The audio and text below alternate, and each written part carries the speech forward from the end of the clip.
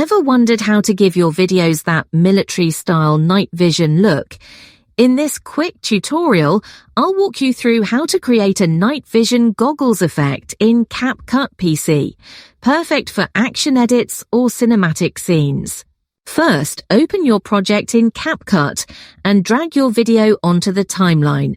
Click to select the clip you want to edit, so any effects you apply will be targeted to it. Next, head over to the Effects panel.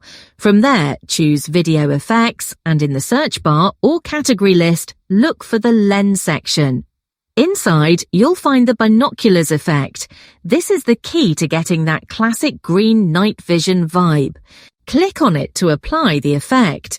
You should instantly see your footage change to the signature green hue with a circular vignette, just like looking through night vision goggles. Want to tweak it?